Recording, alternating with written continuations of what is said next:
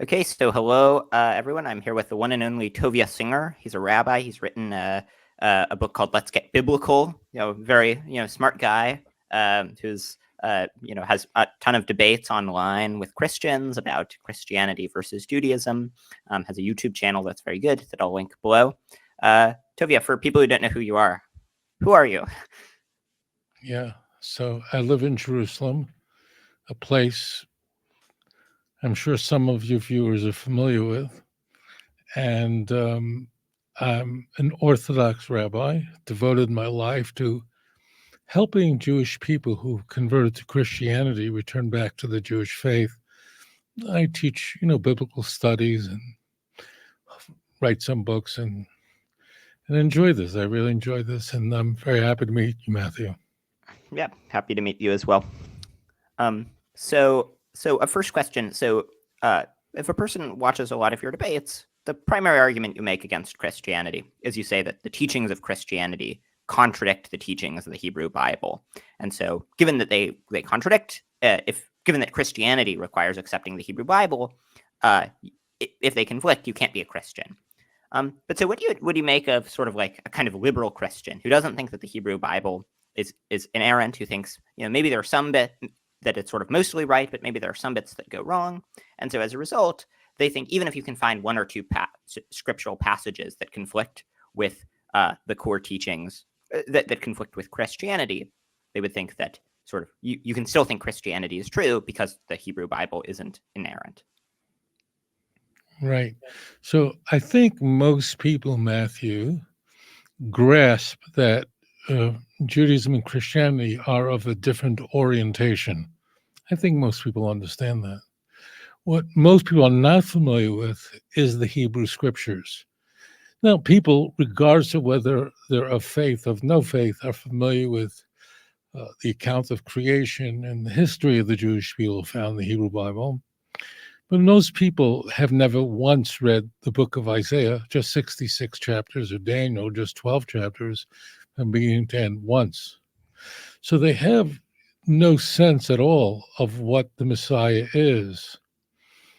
As it turns out, the Messiah is an heir to the Davidic dynasty that the world will ultimately change dramatically, a world peace, um, a universal knowledge of God. So, what's going on right now in Gaza and Ukraine will come to an end. The building of a temple in Jerusalem. This bears no resemblance at all to the core teachings of the church. You know, we don't know each other. And I know nothing about your political leanings and what you think about the criminal justice system. For example, I don't know if you uh, believe that capital punishment at times is an appropriate punishment. I don't know. But I'm confident, Matthew, that it would break your heart to think that there was a single person in a prison in the United States who was innocent.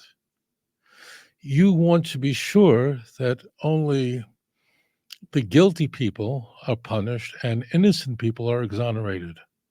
It's just very simple. Yeah.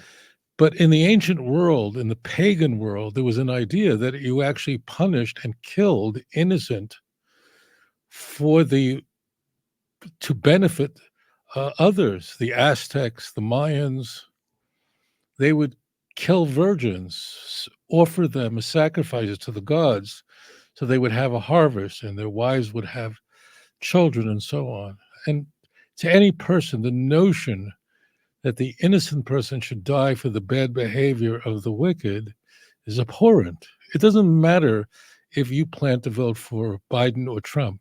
It doesn't matter. I'm sure of that. The core idea of Christianity is that God punished an innocent person for everyone else's sins. This notion is not only contravened or opposed, this is one of the most grave sins in the Hebrew Bible, and that is you can't punish an innocent person for the behavior of the wicked. And the Torah tells us that this is absolutely forbidden. It was widespread in the Levant and well beyond. It was widespread in Central America. So the Torah forbids this. So it's not that Christianity is sort of a different orientation than Judaism, or there are some differences, or the Christian Bible misquotes the Hebrew Bible and does. And I think a footnote is necessary here. It's not that the Christian Bible doesn't get it right or doesn't quote the Hebrew Bible perfectly. Scribes make mistakes. People make mistakes, of course. But what the church did was malevolent, meaning it deliberately altered the Hebrew Bible in order to make it appear Christological. It was fraud. It was criminal. I mean, it's the kind of behavior that gets you thrown in prison because you altered contracts. So the Christian Bible, the idea, even though Judaism and Christianity are using the word Messiah, we're both using the same verba, the same word, we mean something so dramatically different. Moreover, what the Christian Bible is conveying is nothing at all to do is found in the Hebrew Bible. None of the prophecies that we find in the Jewish scriptures about what the Messiah would do. And I'll just list it off for the viewers with your permission. There'll be a universal knowledge of God. War will come to an end. The ingathering of the exiles to the land of Israel, the building of a third temple, a final resurrection. There's nothing remotely resembling that. And moreover, as I mentioned, the church, going back to the Christian Bible itself, particularly Matthew famously, and Paul does this, the Hebrew Bible is deliberately misquoted. So when Jews have a visceral reaction to the church and its teachings, it's not just because it's different. It's because the ideas are completely opposed by the Jewish scriptures. Yeah. So in terms of the point about how they misquote it, not just in small ways, but they deliberately get it wrong. So I've raised this point to some of my Christian friends at various points. And what they've said is that sort of like what they think that the Christians are doing, or what the gospel writers are doing, is a bit like midrash, where when people who are interpreting the Bible engage in midrash, there will be some ambiguous word, and they'll concoct some entire elaborate story where it's not found directly in the text, but it's sort of like adding on and coming up with some idea that explains what's in the text. So it says a word for a young woman, and then Matthew comes up with an elaborate story about how it's talking about a virgin and how there's some deeper meaning. What would you make of that sort of notion that really what they were doing was midrash, and you have more creative license when you're engaged in midrash than when you're engaged in just literally in a direct way interpreting exactly what the text says? So when you hear that, the person who's engaging you is playing a game called hide the ball. So let me present this to you. I want to make sure we're on the same page here. Christians insist that I can prove to you, Matthew, that Jesus is the Messiah from explicit passages in the so-called Old Testament. They claim there are more than 300 prophecies in the Hebrew Bible that demonstrate irrefutably that Jesus is the Messiah, right? That's their claim. If that's not their claim, then let's all go home. Now, what happens then is we go, okay, that's a fantastic claim. After all, Isaiah lived roughly 700 years before the advent of Christianity. He lived during the Assyrian Empire. So what we do is we say, show us your strongest stuff. Let's steel man this. And we're then handed these passages, and when we look it up, we not only don't find what we're told we'd find there, but actually what the church did was completely promiscuous, scandalous. It's a scam. So what happens is you have an advertisement. You see this all the time, right? You see an advertisement, and the advertisement it's too good to be true, right? And that usually should be a red flag. So the advertisement is not that there is really no proof that Jesus is the Messiah, but rather you have to use some amorphic way of determining. No, their claim is, I can demonstrate to you, it's in your Old Testament, Matthew, wake up, that Jesus is the Messiah. And then we look it up and it's not there. And then they go, well, there's some midrashic. So that's very silly because, first of all, these Christians reject the authority of midrash. For the viewers who don't know this, Christians reject the authority of the Talmud. Moreover, evangelical Christians are all Protestants.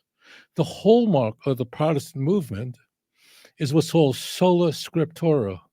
Sola scriptura literally means scripture alone, that there is no other authority outside of scripture, 2 Timothy 3:16. That's what they hold. That's why they reject the Roman Catholic Church. Why do Protestants reject Roman Catholicism? What is their core foundation? Their claim is that the idea that there's a pope, that Mary should be prayed to, should be venerated, all this stuff, these are Catholic traditions, right? Would they then apply the same standard, the same methodology, say, okay, then I guess we can accept Roman Catholicism? And then why reject the church, the Church of Jesus Christ of Latter-day Saints, the Mormon Church? I mean, what is the premise for rejecting any religion? The premise is that it's not consistent with the Bible, you see? So we say, okay, let's just simply apply that methodology to your iteration of Christianity. And then they say, no.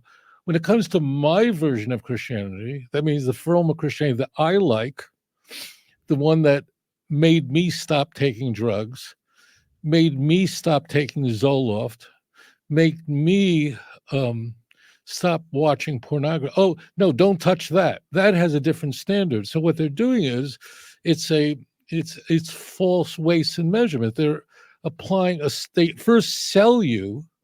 And if what I'm saying is surprising to you, and I know it's not, I know everything I'm saying, you're going, he's right. They tell you ad nauseum that I can prove to you that Jesus is your Messiah from the Old Testament. Then you go, all right, let's take a look, right? And then when we look it up, it's all scandalous. It doesn't say virgin. The context is not even talking about the Messiah. The context is the Afro-Syria war that occurred during the Assyrian Empire. So, and I'm being really charitable here. The kind of biblical hermeneutics they're engaging in is so promiscuous, is so vile, and it is exactly the opposite of what they claim. They don't claim them as a midrash. Now, one other point. If there's a Christian who wishes to step forward and say, well, I believe in Jesus because I believe that the church has an oral tradition. Great. I don't believe in your oral tradition. You see, so just as a point, so people should understand what apologetics is, as opposed to other elements of study. Apologetics always means that I can prove something to you using something that you believe in, right? If someone said you should believe in, I don't know, Muhammad is a prophet, right? Well, you go, why should I believe that? You'll say, it says it in the Quran. You go, I'm not a Muslim. So that's circular reasoning. So you can't do that. It's illogical. It's irrational, and it actually opposes their own methodology. They're claiming that there is no midrash. There's no oral tradition in church. And if they want to claim that, as the Roman Catholic Church does, I don't accept their oral tradition. You see? Yeah. So it's a fallacy. Yeah, so I certainly see how if a person tries to prove the truth of Christianity using passages from Isaiah and Daniel, the fact that those passages don't say what they claim is a problem for that argument for Christianity. But suppose a person says, look, I don't think any of this fulfilled prophecy stuff is very convincing. You can always find one or two prophecies that look like they're fulfilled, but they think that there's convincing historical evidence for the resurrection. And so the reason you should believe in Christianity is because it seems like Jesus made grand messianic claims and then rose from the dead. And so you should take his claims seriously. And this is the kind of argument that someone like William Lane Craig would make. Can I just ask you one favor? I'm having a little trouble hearing you. Are you able to turn up your volume a little for me? My apologies. Yeah, let me see. On your mic?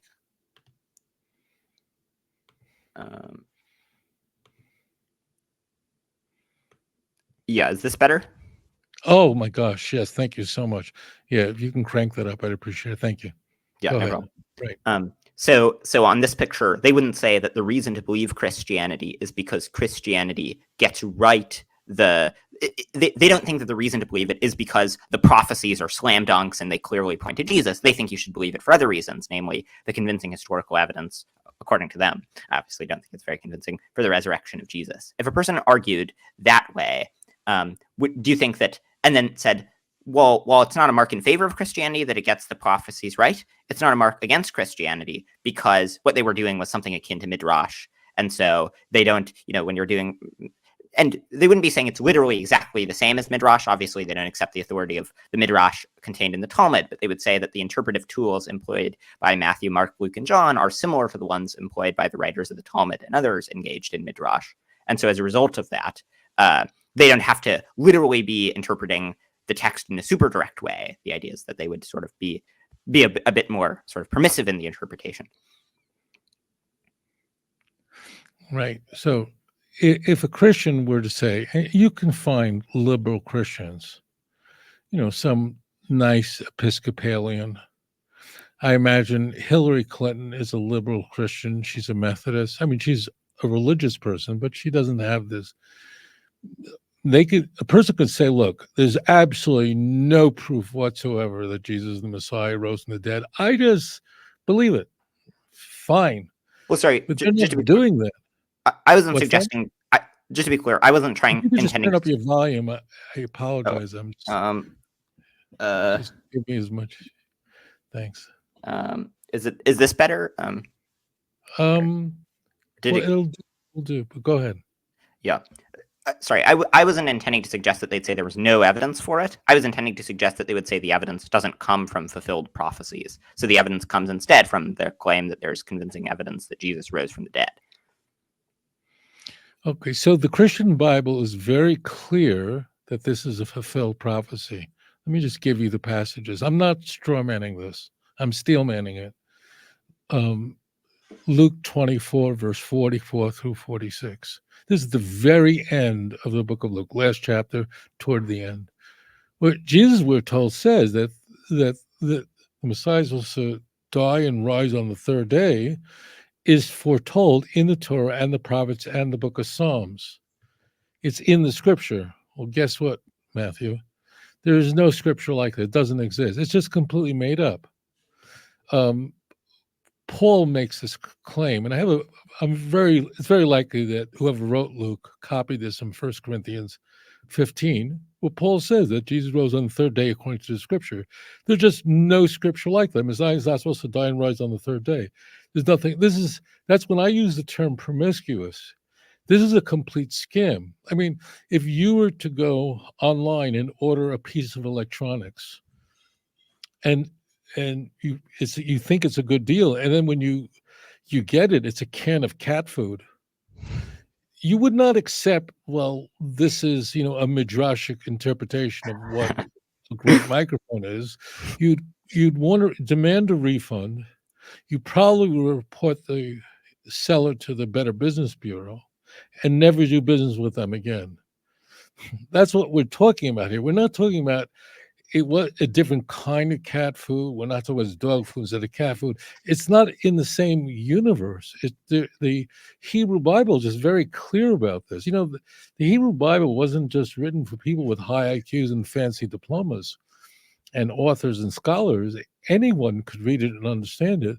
The messianic prophecies that flow from Isaiah chapter 11 and chapter 2 and Ezekiel 37 are so easy to understand. According to the U.S. State Department, there are 27 wars that are raging right now in the world. We know about 3 of them we're very familiar with Yemen, Israel, and the Ukraine. None of that could possibly occur when the Messiah comes. When the Messiah comes, that would all come to an end. Moreover, the Bible tells explicitly that when the Messiah comes, everyone will be keeping Torah.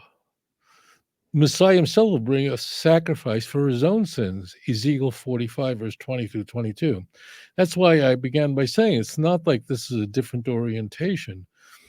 The Christian Bible is stating that if you would look at your own Hebrew Bible, Jesus is there. John chapter 5, verse 30.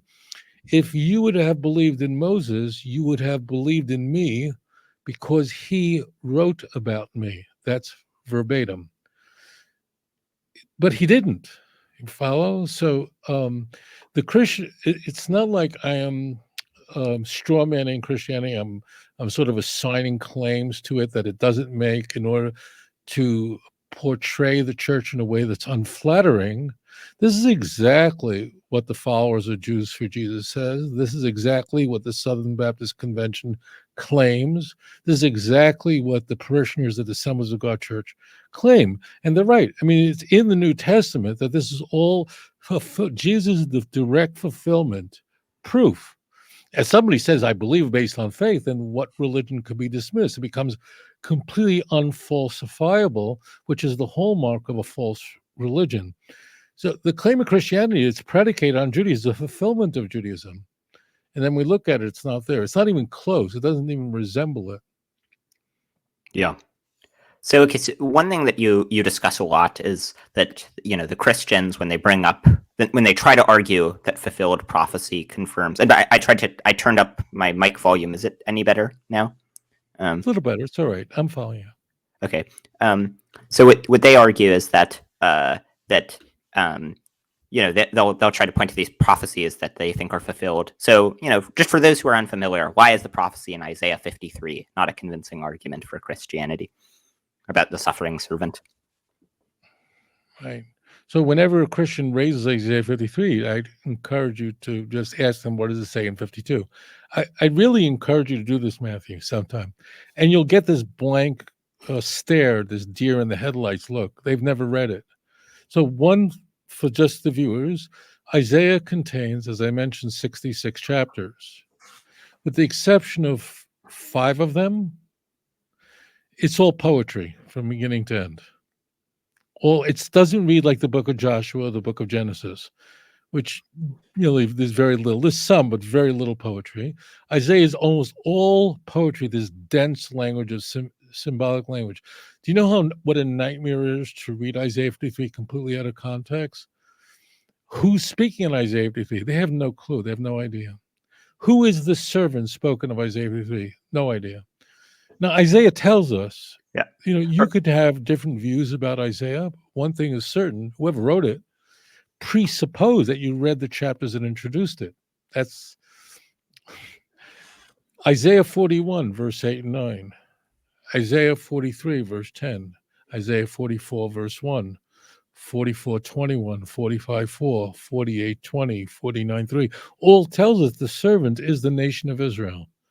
So we have that in the text. I grant you, I don't know when you were in school, I'm sure you had to do a book report, for school, right? Yeah. And sometimes the books that you have to do a book report on are not that interesting, or you're just not in the mood, or you're distracted by watching Seinfeld, whatever. And you think you can open the book, A Connecticut Yankee in King Arthur's Court, and just start reading in the middle of the book. And what you find out very quickly is you have no clue who these people are. You have no clue who these characters are. And you realize that unless you get a Cliff notes book, you have no idea what's going on. That's exactly what's happened in Isaiah 53. So the simple answer is that Isaiah 53, the first 8 passages of that chapter, the Gentile kings of nations are speaking in their shocked, numbed astonishment. How do you know it? Because the incipit, which means the verse that introduces it, which is 52, verse 15, says, so shall he stun nations. Kings will shut their mouths because of him. So the nations of the world are speaking in the Messianic age, and they're shocked. Who would have believed such a thing? And they're speaking about the nation of Israel, because at the end of days, the nations will realize that the Jews have been vindicated. Right now, Matthew, we're living in a time where the Jewish people are highly polarizing. You know that, I know that. There's nothing more insane going on in the world right now than what's happening here in Israel, except for Donald Trump.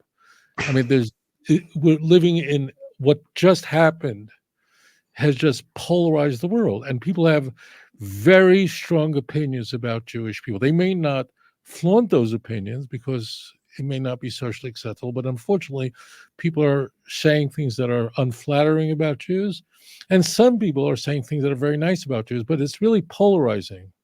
People have very strong views about Jewish people. In the Messianic age, the world will recognize that the righteous remnant of the Jewish people were following the true God all along. So their old excuses of why the Jews suffer so much no longer function, no longer work. So remember this, the context of any passage is determinative. If you read a chapter out of context, especially a book like Isaiah, as I mentioned, all poetry, you have no chance of understanding it. And that's exactly what's happening. And in contrast, if we look at a book that's using a standard narrative, a standard chronology, the book of Isaiah, this will come as a surprise to you, is completely out of order. It's not a coherent book where you can just read it. I'm teaching Isaiah on YouTube. It's not rocket science, but you really have to know what you're doing because in contrast, if you want to know what animals are kosher or clean and which animals are not clean, you can go to Leviticus chapter 11 out of context and find out. Why? Because Leviticus 11 just tells you this is what makes an animal clean, this is what makes it unclean. Bingo, you're done. This is what makes marine animals clean and unclean. You're done. So that chapter you actually could read out of context because Leviticus 11 is using standard prose. In fact, the whole book is almost no poetry in it at all. So you can do there, right? But you cannot do that with Isaiah. You can't do it with Ezekiel. It will not work with Jeremiah. So Isaiah is just simply ripped out of context. It's poetry. You are my witnesses, declares the Lord, my servant whom I have chosen. Isaiah 43, verse 10. Atem edai no Hashem avdi shebacharti in Hebrew. So the prophet is saying, you are my witnesses, declares the Lord, plural, and my servant whom I have chosen, Avdi. So right there, the author makes it clear that the servant is not one person, but many people. Now, you can't get away with that if you're, just writing a regular book, novel. You can't, your object can't disagree, with plurals. But with poetry, it can. Of course, it can, and it does constantly. And that's what's happening here in Isaiah 53. Yeah. You were earlier. You were saying that the books of the Bible that people normally read, or they'll read, early Genesis, and then they'll read the books of the New Testament. I think people also they'll read that one particular chapter from Isaiah, not the rest of the chapters, just Isaiah 53. And have no idea what's going on in the rest of Isaiah, but that one passage out of context looks like it's talking about Jesus. And so just in terms of another example, another passage that Christians like to cite is they like to cite the prophecy in Daniel 9, where they say, the years exactly match up. So what do you make? Why is this not a convincing fulfilled prophecy? I have so many videos of me with Christian missionaries on the streets in my audiences where they say this, and I ask them, just please explain this prophecy of 490 years. Like, where do you start counting? And I want to do this with you, Matthew. The next time you're talking to a Christian, just ask, when Daniel 9 is raised, say, okay, we have a prophecy of 70 weeks of years. We actually agree on it. It says 70 weeks, but each day is a year. Why is not germane now? So just ask the question, like, where do you start counting? And you'll get that blank look. They have no idea, no clue whatsoever. As it turns out, I'm going to try to make this really simple. The word Mashiach in the Bible, so this will, for the viewer, don't be frightened, but the word Mashiach, Messiah, appears in the Hebrew Bible 39 times. What's striking is that it's never referring to the Messiah in any of these 39 examples. So in 37 other places where the word Mashiach appears in the Hebrew Bible, the Christian Bibles correctly translated as anointed, lowercase a, anywhere else. But they engage in a scam. There are actually two anointed ones that come into view in Daniel 9, verse 24 through 27. One that emerged, who's a king that emerges after 7 weeks, which is 49 years, which means a half a century. Now, who is that? Who is a king that emerges, called the Mashiach Nogid, that tells the Jews, return to Jerusalem and rebuild it, rebuild your temple? We actually know who that is because it's in Isaiah 45. In fact, one of the reasons why secular people think Isaiah has multiple authors is for this reason, because how could Isaiah know about Cyrus, who lived a little less than 2 centuries later? So Isaiah 45 verse 1 literally says that Cyrus, who is the king, Cyrus the Great, the king of Persia, he is my Messiah, and he's going to give the command to restore and rebuild Jerusalem. It literally says it openly. Now, after a subsequent 434 years, 62 weeks, you just do the math, there's another anointed one who's cut off. What the church does is it conflates these two anointed ones, though they're the same, by removing a semicolon. The point is, it conflates it. One footnote here, this chapter, meaning this calculation, isn't even quoted in the Christian Bible. I mean, if this is so persuasive, Daniel 9 is so persuasive, that we have the exact calculation of when the Messiah is supposed to be executed, so stupid. Why doesn't the New Testament quote it? It never thought of it. This was invented in the 2nd century. So the calculation doesn't work. We know exactly who it's referring to. Two different anointed ones are conflated into one. Now, if you go back to the original King James 1611, it doesn't do that. Not the current King James, because it's been revised over and over. So what we really have, it's really very simple. How long, Matthew, was the Babylonian exile? You might know it's 70 years. Very famous, right? How long did the Second Temple stand? You might know this, 420 years. How much is 70 plus 420? 490. So the destruction of the first temple, the destruction of the second temple is 490 years or 70 weeks. That's it. It's just that simple. So what really is in view is the destruction of the first temple, destruction of the second temple. But I ask the question, how many Christians who present you Daniel 9 have read the chapter from verse 1? None. And test this out. The next time someone raises Daniel 9 to you, ask them, without looking at the Bible, could you tell me how Daniel 9 begins? What is it like? How does it start? It begins by Daniel saying that he's trying to figure out calculations in Jeremiah and he can't figure it out. It's going to be too complicated for the viewers, but he's trying to figure out two prophecies in Jeremiah, 125 verse 12, 129 verse 10, and Daniel conflates the two, and therefore he's perplexed by what's occurring.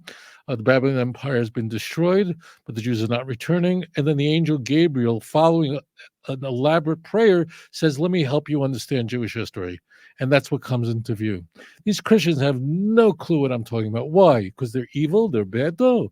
They just don't teach us in church. They read those verses out of context. They have no idea what Daniel 8 is about. They have no idea what Daniel 10 is about. They know these four passages, 24, 25, 26, 27, the last four passages of Daniel, they know out of context. If you only know four passages of a 27 passage chapter out of context, you have no hope, you have no chance to understand what is in view in this remarkable chapter. Yeah, I think that's all very convincing. So one question. So I've recently become convinced on philosophical grounds that there's a God, relating to considerations like fine-tuning, other stranger arguments. But so now I'm trying to decide sort of, okay, are any of the religions correct? And to the extent that one is, which of them is correct? So, what's the pitch for thinking that Judaism is the true religion, that in fact, the God of Abraham, Isaac, and Jacob is the real one, and that he performed the miracles described in the Hebrew Bible? Right. So as it turns out, Matthew, the question you're asking has been more than half of this planet, literally, believes that the Jewish Bible, the Torah, as an example, is the Word of God. Even though more than half this planet does not care for Jews. Some people love us, no doubt, but a lot of people don't. But yet, there's something very striking about the Torah that not just the Jews notice it, the considerable majority of the world does. It's the reason is it's completely unique, and that is it's a national revelation, meaning that the formidable event of revelation, was not to a single prophet, not to a single individual, not a person saying to you, "This happened to me," but rather the entire nation experienced the Exodus and the revelation at Mount Sinai. It's clearly a superior claim to make. I want to make this clear. It is a better claim to make that God revealed himself to an entire nation rather than one person, right? That's simple. Yet the Torah says and predicts that no other nation would even make such a claim, that God revealed himself to everyone. Read Deuteronomy chapter 4. So the fundamental unique element of the Jewish faith, that's why all Muslims and all Christians believe that Judaism was once true. And you know what Occam's razor is, right? Yeah. Any an accretion of another hypothesis makes something less likely. So you always just go back to the original. But what's happening in the text is it's not a claim that, yes, God in our tradition revealed himself to Abraham for sure. We don't have a holiday based on that. Notice, Matthew, that every holiday in the Jewish calendar is predicated on a national event that happened to the entire people. You're an American, Matthew. Yeah. There are holidays that celebrate, that commemorate remarkable events in American history, right? July 4th, as an example, which Americans just celebrated. America, although you and I were not around in the 18th century to see the birth of the United States, we know it's a historical event, and the founders of the United States did battle King George III and the British armies. We know it's true. Why? Because it happened to everyone. Everyone was here. It was a national event that affected the founding fathers that were in the United States. The founding events in Judaism are the events that occurred to an entire nation. Passover, an exodus of an entire people from Egypt, a wilderness 40 years. The festival of Sukkot, Tabernacles, commemorates that. And receiving the Torah at Mount Sinai, Shavuot, Pentecost, and coming into the land of Israel. So notice something very striking about the Hebrew Bible is that every event that's celebrated and recalled is not an event that happened to Daniel or Abraham. There's no holiday about something that happened in Abraham's life, because it wasn't a national event. Moreover, it's clearly a better claim to make that God revealed himself to everyone rather than one person. It's clearly a superior claim. The question is, if it is, then why hasn't anyone else claimed it? Why is there no other religion that makes such a claim? And none does. The answer is it's the sort of claim that cannot be made unless it actually is true. See, I might be able to I'm in Jerusalem now, and I might be able to persuade you that I was in Eilat this morning, and I flew to Jerusalem by helicopter. And you probably would believe me, but I could not persuade you that you and I are in Jerusalem and we both flew here by helicopter. A more fantastic claim. Why? Because I included you in on it. Look at the language of Deuteronomy 4, 5, 6, 7, 8. The text is speaking to you. You have heard the voice of God. You saw no image. Remember these commandments because of what you experienced. Someone read these texts for the first time. Well, what would they have said? Someone wrote this Bible, the Torah is an example, and someone read it for the very first time. Someone read it, someone wrote it. Well, what did the people who read it for the first time think? If it never happened, we go, no, that didn't happen. If I tell you the Empire State Building, just lifted off the ground, you say, no, it didn't. I'm not in New York, but I know it didn't. So the national revelation is as such that it includes everyone in the audience in on it. And the text even goes on to say that if you have questions about these formidable events, Not a problem at all. Sha'al avicha v'yagidcha zikenecha v'yomer lech. Ask your daddy, he'll tell you about it. Ask your grandfather, he knows all about it. I was born 15 years after the Holocaust. You're a bit younger than I am.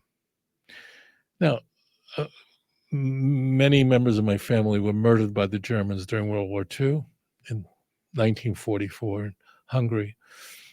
Reason why we know it's a historical event is because we have a nation. In the case of World War II, so many nations, was the bloodiest war in human history. So it's a national experience. That's how we know. And we have the witness testimony. Moreover, it's not that we can just read a book, Matthew, about the Holocaust, as an example. You can actually speak to survivors. And we have, unfortunately, as the years move on, fewer and fewer survivors, but there's still many. And that's what the Torah is. The Torah is a record of a national event. That's why it stands apart from any other claim. There was no monotheism prior to Judaism. That's another point. In the ancient world, monotheism made no sense. Today, right now, there's only two possibilities, either monotheism or you're an atheist. Because in the ancient world, they didn't know about, they didn't understand, they didn't know what hydrogen was, they didn't know about the elements, they didn't know what carbon was, they didn't know any of these things. It made no sense that there's one God behind it all. Today, however, we know microbiology. We know that you and your dog share about 98% of your DNA. It's the same thing, right? So we know it's all coming from the same source. So just recognize that Judaism was always saying, no, I know we see all these forces in the world, but it really all comes from one. And moreover, the Torah tells us about a history that hasn't happened yet, about a nation that would be eternal, that could never be destroyed. And here we are today, as Jews, standing up. Quite a bit of prophecy has unfolded before our eyes, even in our lifetime. And one of the things about Judaism is its predictive power. The Torah is making predictions about the history of the Jews. All the world would know about the Torah. Deuteronomy chapter 4, verse 12.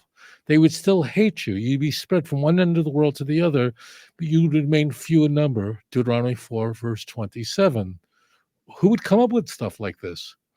You see, so it's the predictive power that is the gold standard, not only in Judaism, but also in the sciences, to be able to replicate, to be able to make predictions and say, okay, this physicist in the early 20th century made predictions about what we should observe in the celestial body, about gravitational pull of things that we can't see.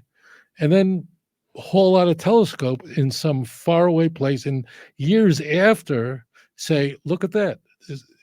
Exactly what was predicted came to bear. That's what made Einstein such a giant, is that things he said were able to be observed later and it matched up. And that's what Judaism is. It's that gold standard of being able to predict history. Yeah. So in terms of the first point you made about how only Judaism makes this claim of national revelation, and so this vindicates its reliability.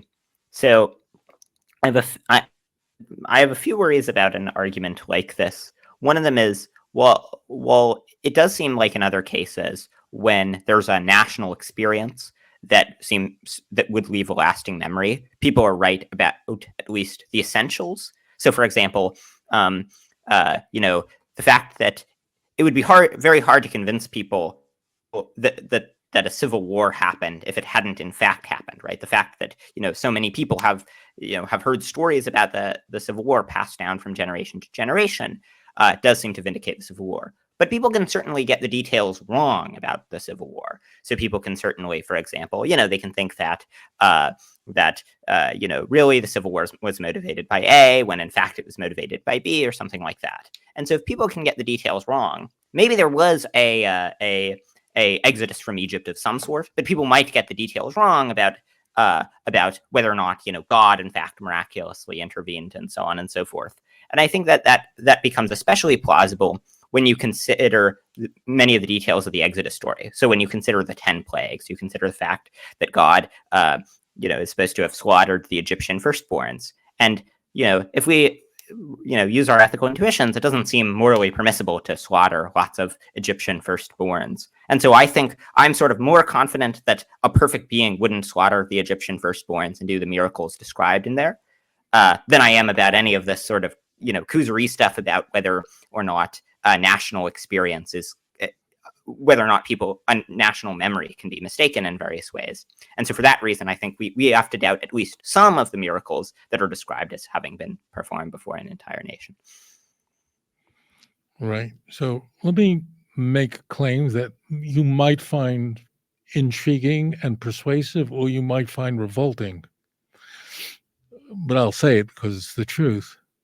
The terms like right and wrong only belong to the domain of theism or deism.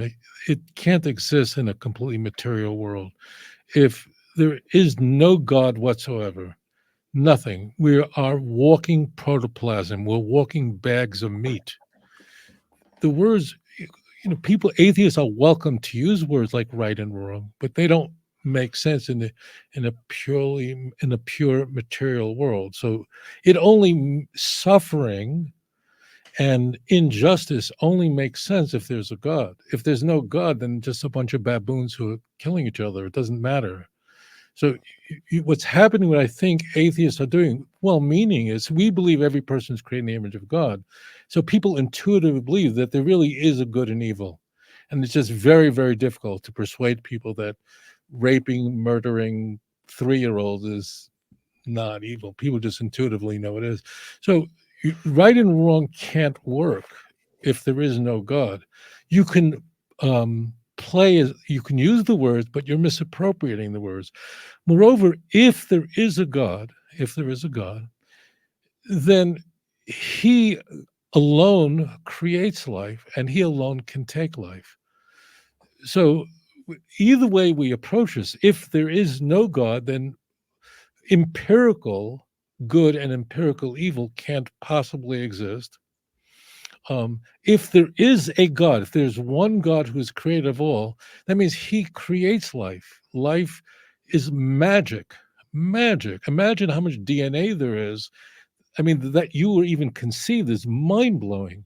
So life is a gift from God, and only God can take it in Deuteronomy chapter 32. So it's axiomatic that if God brought life into the world for a particular plan, only he can take it, no one else can. I think even the most ardent atheist would agree that, look, if there is a God and he created the world, then life belongs to him. And then we'd agree. Now, none of us, I'm not God's manager. I'm a salesman. That's all.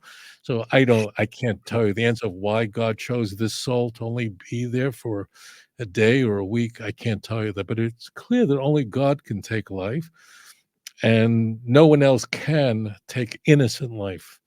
So, that works just fine. In that we see variables, meaning, as an example, the flood, right? We would anticipate that there was some sort of flood that occurred 4,500 years ago. We would anticipate that virtually every culture in the world would speak about a flood, right? Because it would have been a cataclysmic event. Whatever scale it was, we would expect to look at ancient tablets and records and find some story about a flood, but one family that was saved on a boat. And that's in fact what we discover. But they're not identical. Just like the reports on what happened on 9/11 in 1,000 years from now are not identical. There were people when 9/11 occurred, I don't know how old you are, who claimed that George W. Bush was I was responsible for -2 taking out. when 9/11 occurred. Yeah, the Israelis did it. Now, in 1,000 years from now, people are going to read these highly variegated reports on who was behind it, what happened, who did it, who took down Tower 7.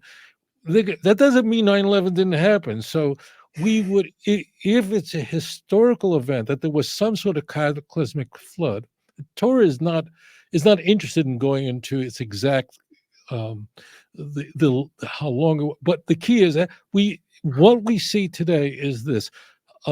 The fundamental story is the same, and then there is some variegation in the details of it, and that's where the Jews come in, and that is the Jewish people are an eternal nation. So you might meet many Jewish people today who are not religious, who are not observant Jews, right?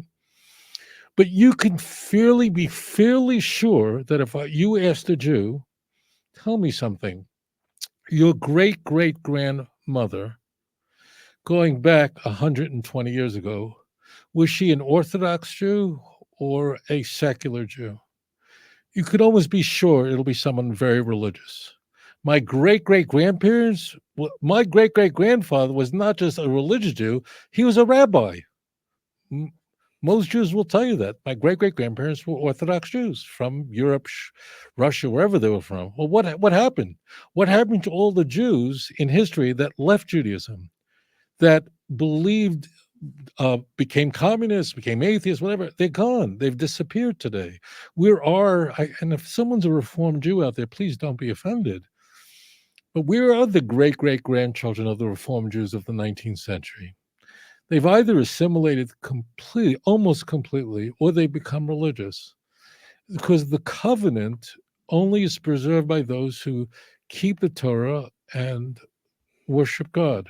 So the vast majority of Jews have opted out of the message, and they've assimilated. Many have lost their identity.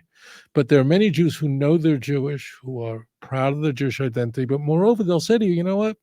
As it turns out, my great great grandparents in Russia, in the Pale settlement in the western part of the Russian Empire, they were completely religious Jews. The Torah predicts this. The Torah tells us in Deuteronomy chapter 7, verse 9, that the only Jews who will be preserved are those who love God. Two things: love God, have a personal relationship with God, and two is keep the Torah. And so, again, when we talked about Judaism having that power, that gold standard of being able to make predictions, the Torah is saying that the Jews are an eternal nation because we have an eternal message. We're not going to be an ancient people because there's so many of us, like the Chinese, who also have an ancient history, but rather we'd be very few in number. We wouldn't be preserved for so long because we just stayed in one large geographic place, which is true for the Chinese. I mean, that's how you can explain why the Chinese have been around long. Just a lot of them, very large geographical area. I think it's the second or third largest country in the world geographically. So there are logical reasons why they should be around, but the Jews. So therefore, the Jewish people stand as witnesses to the world that the Torah is from God. We bear witness to that, and the Torah bears witness to us as this relationship between the two. Are there other descriptions of history? Yeah, there are. The Torah is the one that stands, but what we would anticipate, in fact, occurred, unfolded.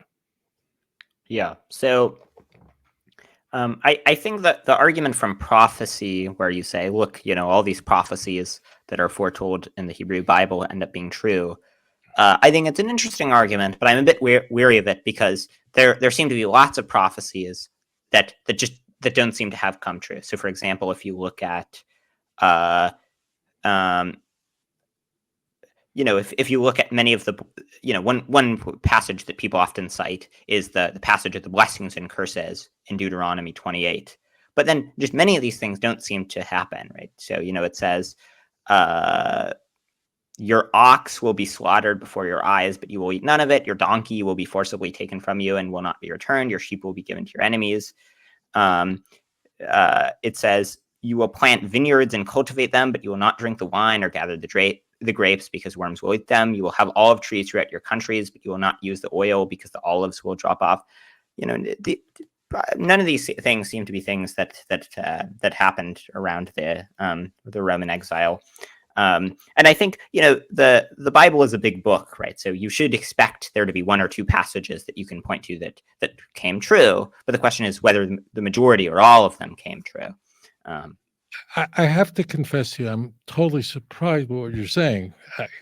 I think if this was a Jeopardy game and the clue was, the people that suffered, the people who have suffered, we will go, who are the Jews? I mean, is there any people on this planet that have suffered? No, that we don't have a monopoly on suffering.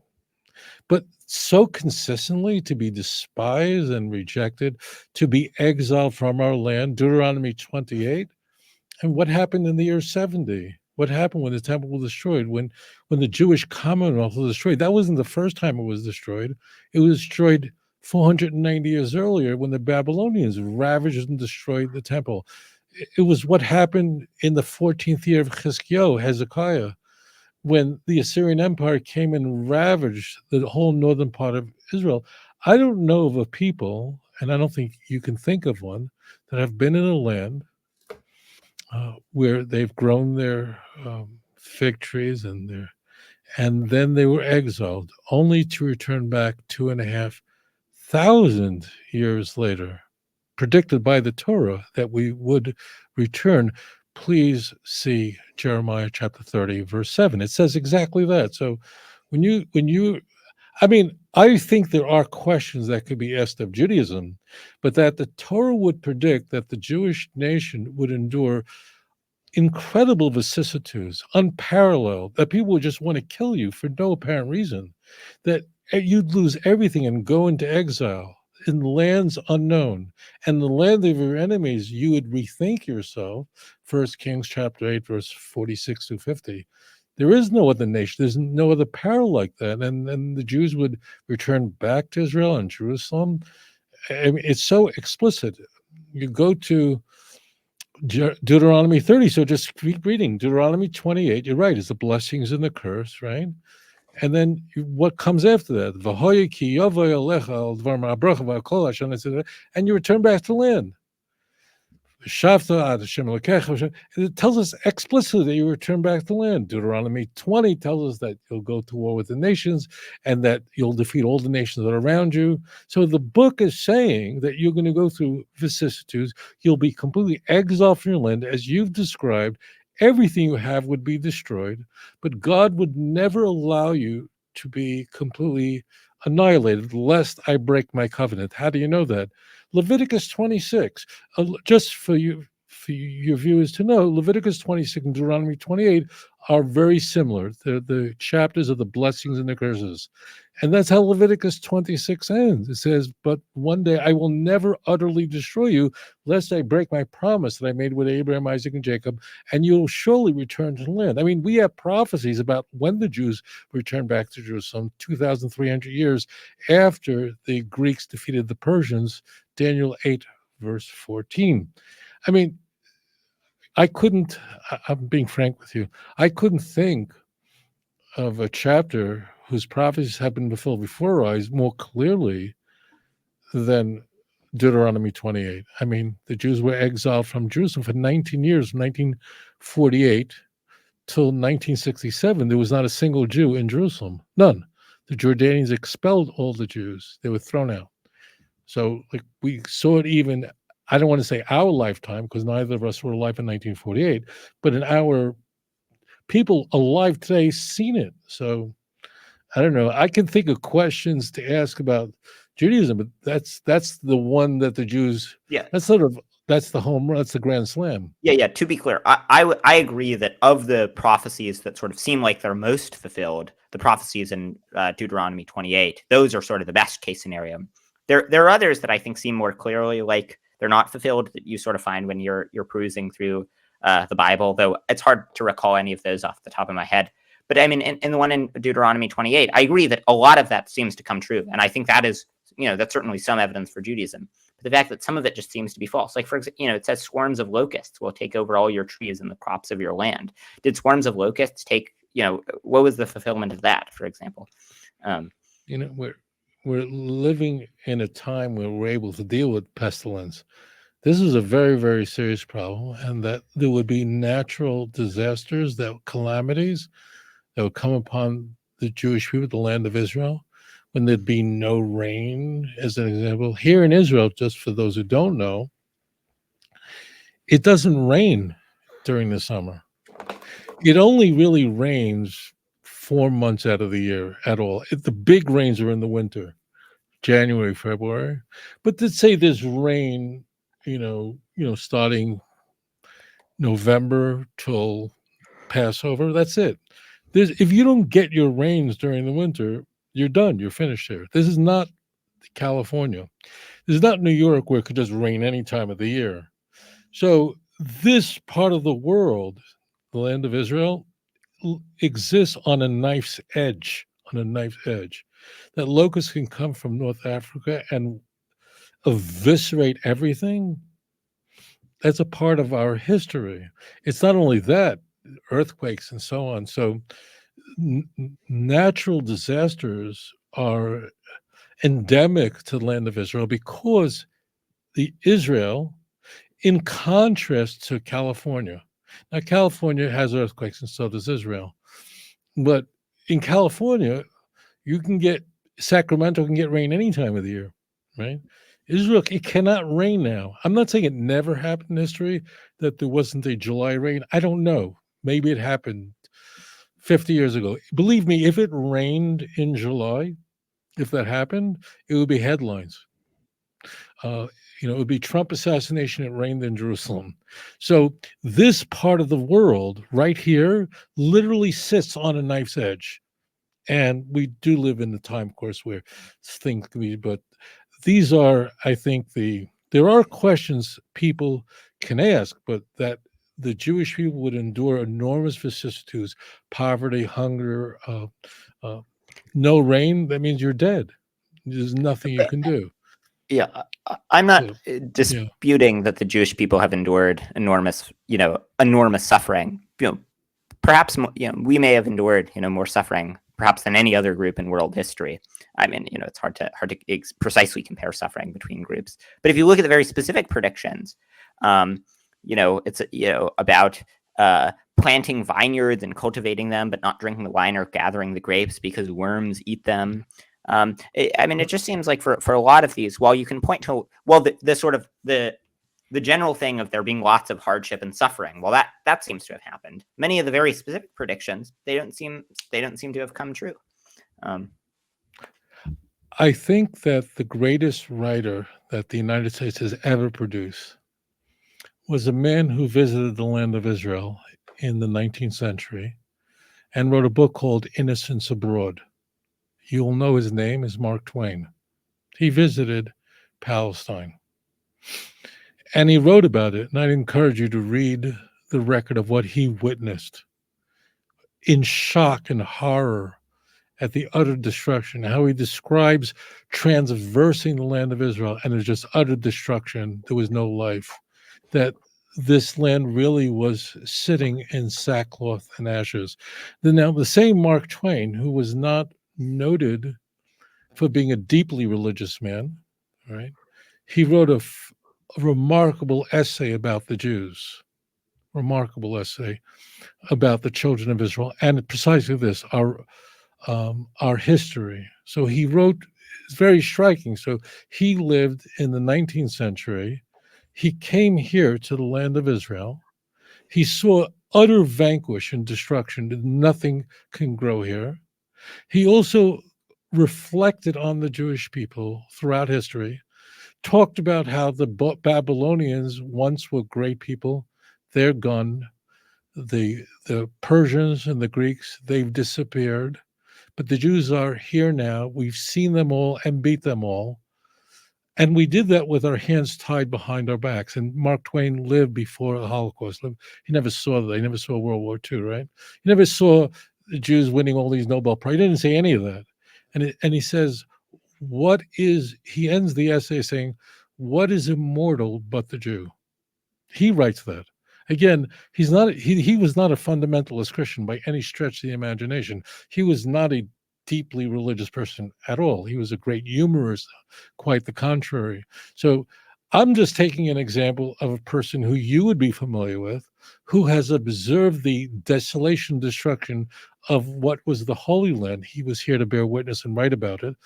Again, his book, Innocents Abroad, I'd encourage you to peruse it. You'll see exactly what he describes. But yet, in shock and marvel, he describes the Jewish people as saying, is there anything, he ends the essay by saying, is there he asks, what is the mystery of the Jew? All things can be explained but the Jew. So he recognized with his remarkable wit and insight and sensitivity that the Jews are outside the boundaries of a natural explanation. Yeah. Yeah, that's an interesting point. And I certainly think, best argument for Judaism is either the Kuzari argument about the national revelation or the fact that the Jews have survived for so long, have survived and undergone, immense suffering. And yet, we're still around. And not only are we around, we're getting, a huge share of the Nobel Prizes. We're majorly shaping world history. A Christian philosopher who I was talking about this at one point said that, the Jews have main character energy. That's sort of like, the impact that the Jewish people have on world history is very significant. And it's sort of what one would expect on the hypothesis that, God had a covenant with his chosen people and that he sort of had them, have an especially large impact. But I think, well, that's something. The question is it enough to make it sort of more probable than not that Judaism's true? Particularly when you consider the fact that, well, as I said, we discussed this a little bit earlier, but there seem to be, with the 10 plagues, there seem to be some immoral bits of the Bible. You suggest that you don't think it's moral because God, as the creator of life, has the ability to take it away. I don't. We'd agree on that. I don't think there's. I know this is very presumptuous of me, but I'm just gonna say it. If there is God and He's the creator of life, He gives life. Only He can take life. I think that's axiomatic. People might say, "I don't believe in God." That's a different issue. But if there is a God, then He alone can give life, could create life, and He alone could take life. It's in His hands. Your life is in His hands. So I don't think that that's He'd have any special moral license to take away life in cases where it wouldn't otherwise be justified. So, for example, imagine God just, killed 1 million people, right? I think you would say He wouldn't just randomly kill 1 million people for no reason, because that would be the wrong thing to do. And God is, He's perfectly good. And so I'd say similarly that God, being perfectly good, wouldn't kill lots of Egyptian children unless it was absolutely necessary for some purpose, unless there was some much greater good that came out of it. You're using words like good and evil, and these words only make sense in a world where there's God. We can play as though there's good and evil, but there really isn't without a God, not just a God of creation, but a God of history. Now, there are traditions that these souls can come back. I don't want to explore that. I would submit that that only God can give life and create life, and therefore life belongs to Him, and He could take life. And right now, my father's pretty sick. He's going to be 91 in November, and he's really sick now. My father's life is in God's hands alone. I know that. And I pray for my dad every day. But his life is in the hands of God. Only He gave my father life in 1933, in November 1933. And my father's life belongs to Him. A person can only live how long? A blink of an eye in history, in the scope of history, 120 years. That's it. That's the maximum. So it is. I will confess this to you. Okay, so I will concede this point if that's a concession. It's fine, and that is that life only belongs to God, and therefore only He can give it. Okay, so this is axiomatic Judaism, and only He can take it. And I'll make this as a concession. I will say this, that are there mysteries? Yes, there are things that we don't understand. In Judaism, there are mysteries. I'm not going to suggest to you that I can explain everything that's happened in history. But in Judaism, just there can't be contradictions. Okay. Deuteronomy 29 ends that way. The secret things belong to God, but that which has been revealed belongs to us and our children forever, that we may keep all the words of this law. Deuteronomy 32, God says that only I can take life, only I can give life. So I do want to sell you on this point. I concede this completely, that it is a core tenet of the Jewish faith that life belongs to God alone. Only He can give it, only He can take it. And why would 250,000 people die in a tsunami on December 26th of 2004? I have no idea. I have no idea of what happened off of Indonesia. I don't know what happened at 8:45 in the morning when a tsunami came, and I don't know. Less than 500,000 people were killed in Indonesia and Thailand. I don't have the answer. I don't claim to have the answer. So, those of you who want to know about the Jewish faith, we we we we believe. So know what you're buying into is that God alone creates life. God alone can take life, and it's not our domain. Our domain is to know how to care about those who survived that tsunami. Jewish organizations went to Thailand, went to Indonesia to help those who survived, who thank God didn't perish. That's our obligation. That's our end. So we see poverty and suffering. We can't explain sickness and disease, but we can say, what can we do to be charitable and to help the weakest members of society? But it's true, if you are going to worship the God of Israel, it is part of our faith that God alone can give life and God alone can take life. And there are mysteries about this that we can't understand. But what we do know is that God is love, and the word good and evil only exists empirically if there is a God. But I don't have the answers to these questions of why do people who are clearly innocent, children are innocent. They must be. I don't know the answer to that question, but if you're joining the Jewish faith, just know that you're buying into the fact that only God can give life and only God can take life. That's axiomatic. Yeah. Yeah, so I certainly agree that God, sort of like in a causal sense, only, to the extent that everything's under his control, only he is the one who orchestrates things such that life is given or taken away.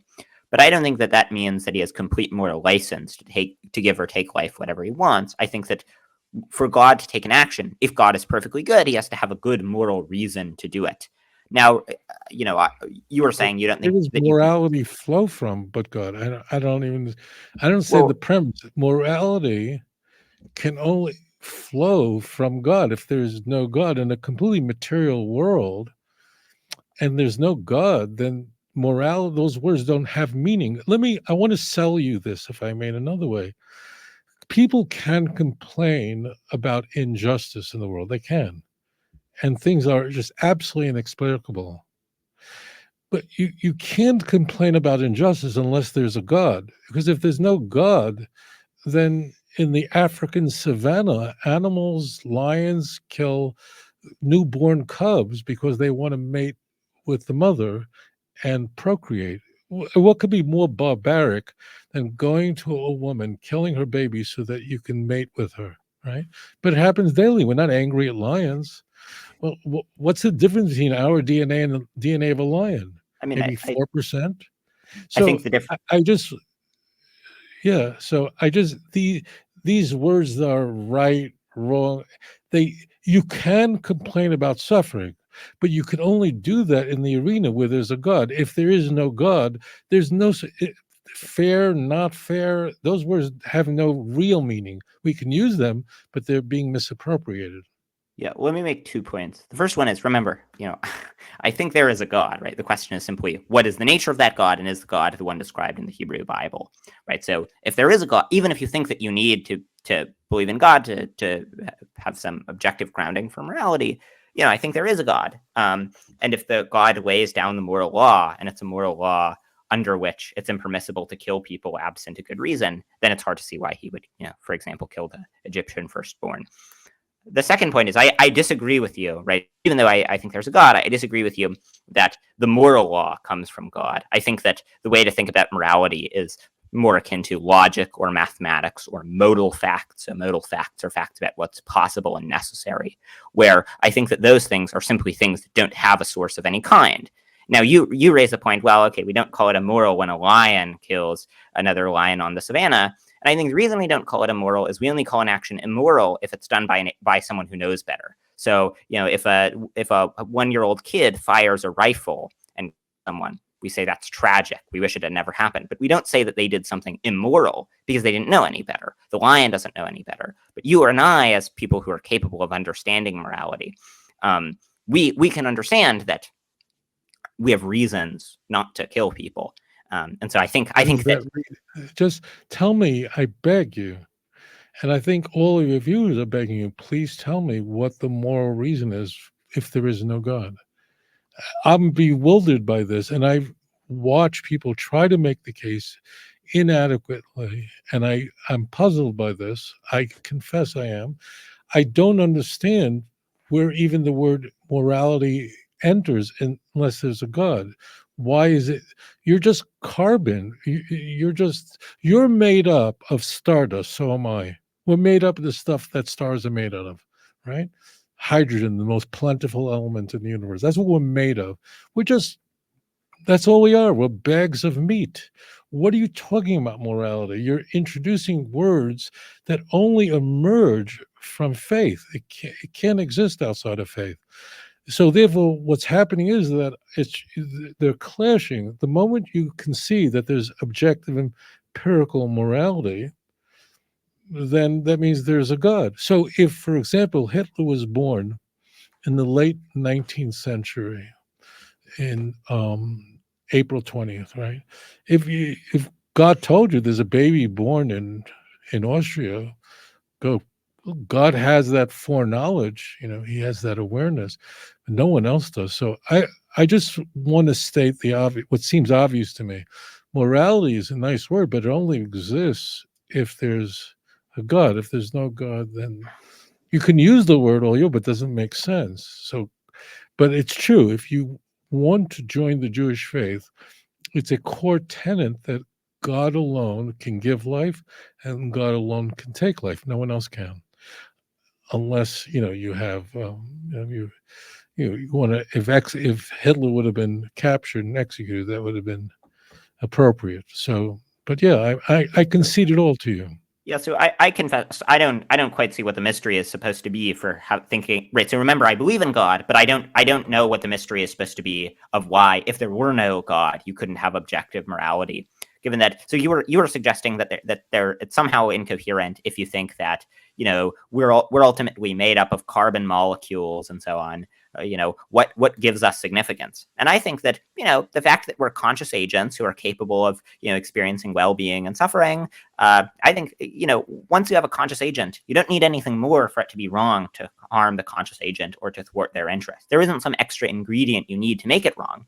There's like we all are going to have to accept that certain things just are the case and don't have some deeper explanation. If you look in mathematics, there are certain basically true mathematical axioms. If you believe in God, you'll have to accept God exists, and there's nothing further that causes God to exist. God simply exists. So we're all going to have to say that there are certain things that exist and don't have some deeper explanation. And so I don't see what's wrong with simply saying, look, there are certain moral facts that exist and that don't have any deeper explanation. Like that it's wrong. What's the foundation for it? Well, I don't think they need to have a deeper foundation. There are certain, just as there's no deeper foundation for why God exists. God simply exists, and it can't be otherwise. I think similarly, there doesn't have to be a deeper foundation for the moral facts. And just to be clear, the view that I'm expressing is a view that's quite popular among philosophers. The majority, around 60% of philosophers are moral realists, even though most philosophers aren't theists. And so, this isn't just some, weird idiosyncratic view. It's a view that's quite popular among philosophers. I'd say adopted by about half of philosophers, that both morality is objective and that there is no God. Well, my view isn't that there's no God, to be clear, but my view is that even if there were no God, there would still be objective moral facts. Okay. Let me suggest that the domain of morality is not a democracy. It's not a vote. Man is created in the image of God. And that's why we empirically intuit that there's good and evil in the world. Even people who don't believe in God or say they don't believe in God recognize that things just are clearly wrong and right. I grant you. The Jewish explanation is that we really are all created in the image of God, and therefore we're sensitive to things. And bear in mind, there's not another creature on this planet that believes in God. Nothing. Only man, because we're creating the image of God.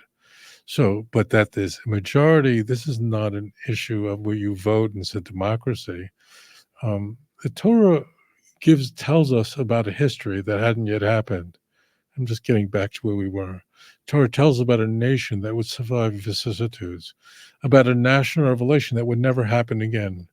Deuteronomy chapter 4, verse 32. The Torah actually asks you, the reader, to look back in history. Has there ever been a nation like this who has experienced the national revelation as you have? Only you have been shown this so you might know. So I grant you that. I just want to concede everything to you. Okay. There are mysteries in Judaism. There really are, which I can't explain. There just can't be contradictions. Okay. So I don't want to mischaracterize what we believe. We don't understand why there's suffering sometimes. We don't claim to.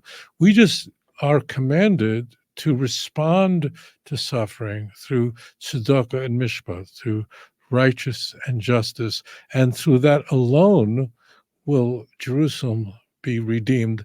Isaiah chapter 1, verse 27. So I just don't want to make claims about the faith of Israel. That the faith of Israel simply tells us how to respond to pain and suffering, how to respond to, you talked about natural disasters. That's what Torah tells us about. Torah does not include any information of why these natural disasters might occur. Now, it does tell us that under certain circumstances, it would occur. Look at Israel. We talked a moment about Israel, that it only rains in the winter, essentially, in the winter months. Yeah, Egypt is ultimately cursed in a way. Egypt is the contrast with Israel. Because Egypt also, it never rains because Egypt is located in the desert, in the largest desert in the world. But Egypt has in a ample supply of water, fresh water, that irrigates its land and could be the breadbasket of the Mediterranean. It has the Nile, but it's a curse in a way. Why? Because in Egypt, you don't need to pray for rain. You'll never get it. And you have all the water you need and just supply it, and you can ship it all over the Mediterranean. So Israel really does. The land of Israel lives in a knife's edge. And look, obviously we're living in a tremendously turbulent time. What's going on in American politics. We just had an American, a former president who nearly was assassinated just about 100 hours ago, right? If his head would have been turned just a few degrees, just a few millimeters, the world would have changed. He may, I don't know, but he may very well be the 47th president of the United States. We just wish that. We just observe that. The world is shocked by what just occurred. But prior to that, think about how the world was consumed, was obsessed with what's going on here in Israel. And Gaza is a part of Israel. It's the tribe of Judah. There's a reason why Israel's on the front page of the New York Times prior to the assassination attempt. It's not because we're very large. There are only 4 states in the United States that are smaller than the state of Israel. Only 4. It's a very tiny place. The Jews are a tiny nation. How many people are there in Israel? 8 million, 9 million? We're very small in number. The country is smaller than the state of New Jersey. And yet we're the front page. Why? The Torah says that's what would happen. We'd be these polarizing people. But you would return one day. I promise you that. And here we are, Matthew, with much of history behind us. Even the catastrophes and calamities of the Shoah, the Torah tells us that one day horrible things would happen. But here we are, the Jewish people are in the land of Israel, promises have been fulfilled, And I would say this to you, Matthew. You and I, both of us, we have an appointment with destiny. And please God, we'll see the coming of the true Messiah quickly in our time. Yeah. Okay. We've been going for about an hour and a half. I think might be a good time to wrap up. Thanks so much for coming on. It's been a very interesting conversation. Yeah, I really appreciate it. Thank you so much for having me on, Matthew. A lot of good luck. Stay in touch, and thank you so much Right. for joining me. Yeah, will do.